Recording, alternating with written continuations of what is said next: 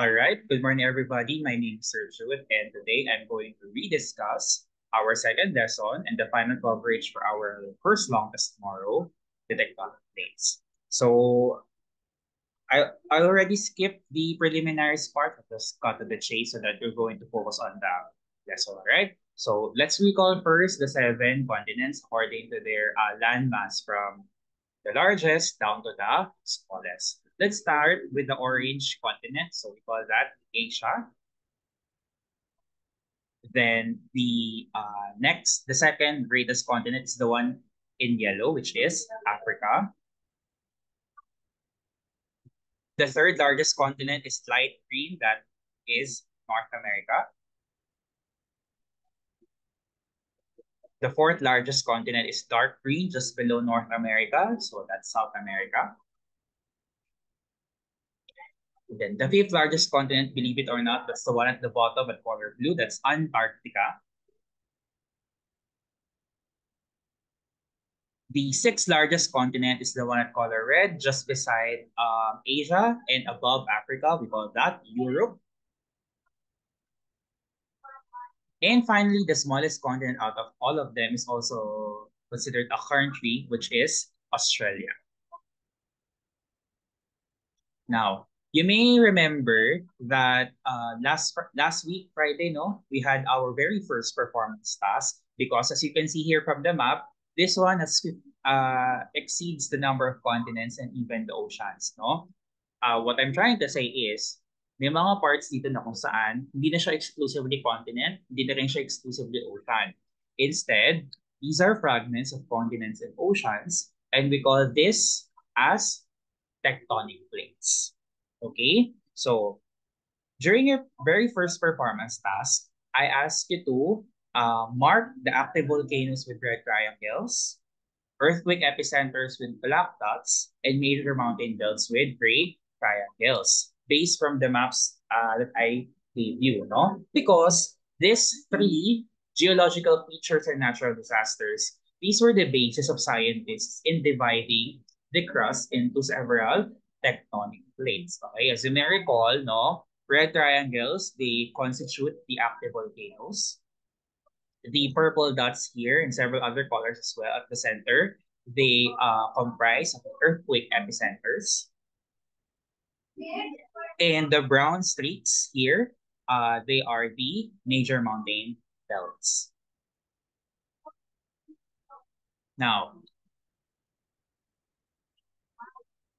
there are a total of 15 tectonic plates, but we're going to only discuss the seven. So I want you to identify the major lithospheric plates from largest to smallest. The largest happens to be Pacific, and Pacific happens to be the yellow plate, the one on the left.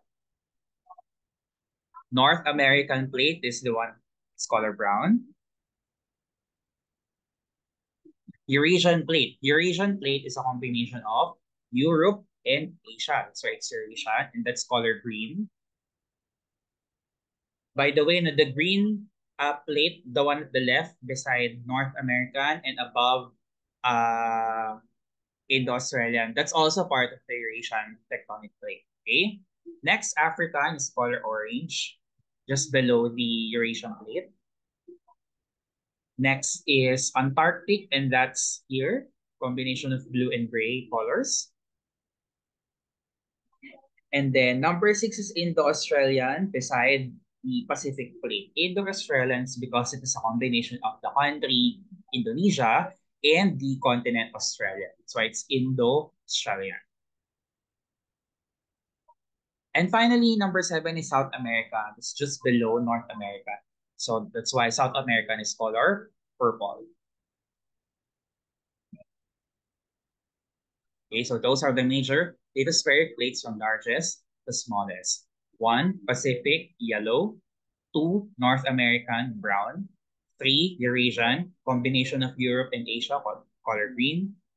4, African, color orange. 5, Antarctic, the one at the very bottom, combination of blue and gray. Number 6, Indo-Australian, combination of Indonesia and Australian, just beside the Pacific plate. And number 7 is South American, color purple, just below the North American plate. Okay, so let's discuss where are the active volcanoes, earthquake epicenters, and major mountain belts mostly located. So when you combine at least the two maps for the locations of active volcanoes and earthquake epicenters, this is where what you will get. And as you notice, most of them are found at the edges of the tectonic plates. So the first major location where there are mostly found is what we call the plate boundaries, otherwise known as tectonic plate edges.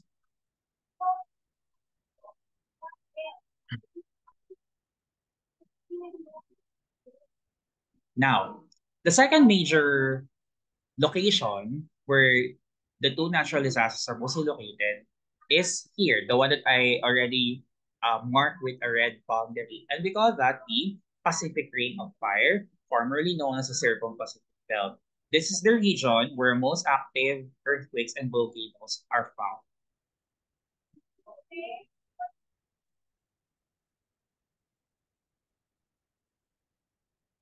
Okay, so to recap, the two major locations where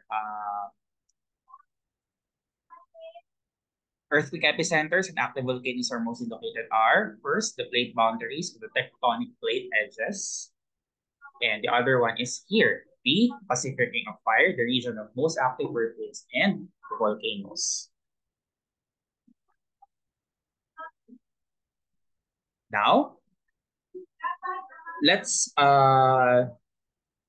extract the significance of mapping the locations of active volcanoes, earthquake epicenters, and major mountain belts. So I only thought of three importance or significance. There may be more, but let's condense only into three. Okay? So the first picture on the top, so you see an adult woman preparing something. That's because uh, mapping the locations of such geological features and natural disasters is very important for disaster preparedness and public safety. Siyempre, kung alam mo na yung location na pupuntahan mo or location kung saan nakatira, eh, dun pala, site pala siya ng isang earthquake epicenter or malapit sa vulkan, no? Then therefore, when time arises for those disasters to become active, no, then you have time to prepare.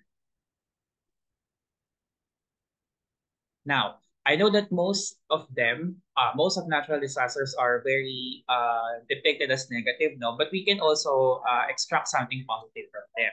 So the second one is environmental conservation and resource management. So this specific for at least no for active volcanoes in major mountain belts because both of them are landforms and we can get minerals which are natural resources as well and especially rocks, no? Which pwede nating magamit when it comes to stone masonry, architecture.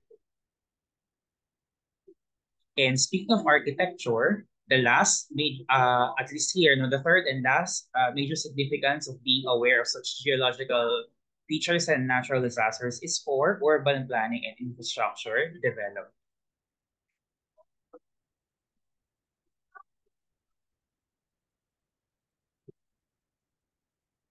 All right, and basically that's it for our second lesson. It's very quick compared to the first one.